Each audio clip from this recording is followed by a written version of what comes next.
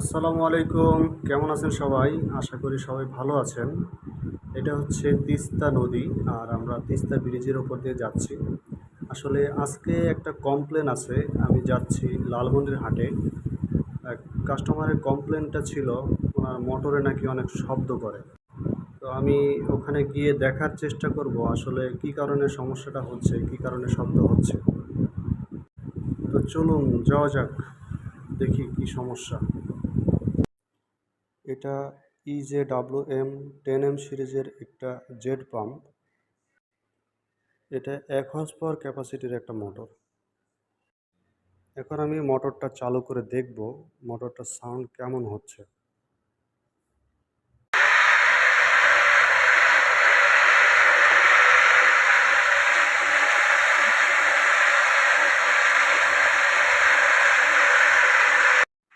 শব্দটা অনেক বেশিই দেখতেছি। আমরা এম্পিয়ারটা একটু মেপে দেখব কত আছে। এম্পিয়ার আছে এখানে 3.60 সামথিং। এখানে এম্পিয়ার থাকার কথা 5-এর কাছাকাছি, সে তুলনায় এম্পিয়ার এখানে কম আছে। পাম্পের সাইড থেকে নাটগুলো খুলে মোটরটাকে আলাদা করে নেব।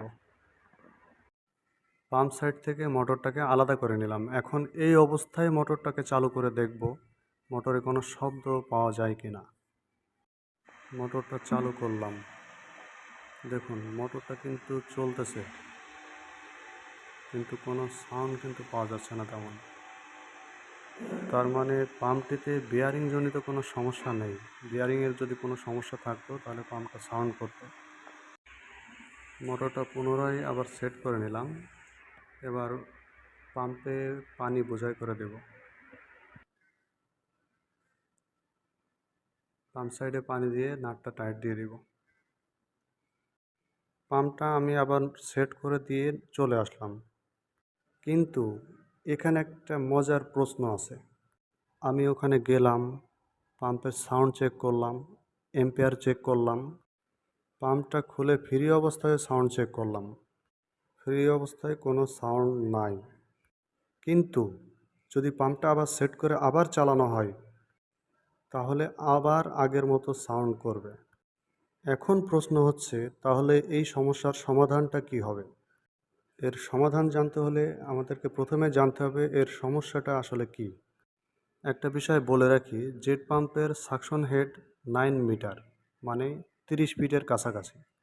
সারফেস থেকে যদি পানির লেয়ার 30 ফিটের ভিতরে হয় তাহলে এই মোটরটা দিয়ে ভালোভাবে পানি উঠানো সম্ভব। এখন এই কমপ্লেনটার বিষয়ে আসি। এই পাম্পের যে বোরিং করা হয়েছে, এই বোরিংয়ে পানির লেয়ার আছে 30 ফিটের কাছাকাছি।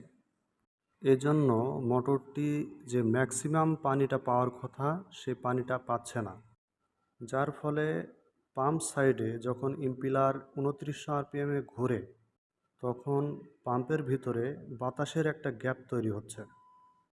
আর এই বাতাস সহ ইম্পিলারটি যখন পার মিনিটে 2900 পাক ঘুরছে তখন এই সাউন্ডটা আসছে।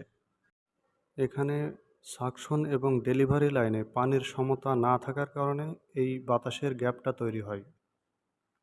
তাহলে এর সমাধান হচ্ছে সাকশন এবং ডেলিভারি লাইনের পানির প্রেশারের একটা সমতা নিয়ে আসা। এখানে মোটরটার ডেলিভারি লাইন ছিল 1 ইঞ্চি, এটা থেকে কমিয়ে যদি 1/2 ইঞ্চি পাইপ দেওয়া হয় তাহলে পানির প্রেশারটা অ্যাডজাস্ট হবে এবং সাউন্ড আর থাকবে না। অথবা এই 1 ইঞ্চি পাইপের সাথে একটা বল ভলভ অ্যাড করে পানির প্রেশারটাকে কন্ট্রোল করে দিলে এই সাউন্ডটা আর থাকবে না। ধন্যবাদ সবাইকে ভিডিওটি শেষ পর্যন্ত দেখার জন্য। আল্লাহ হাফেজ।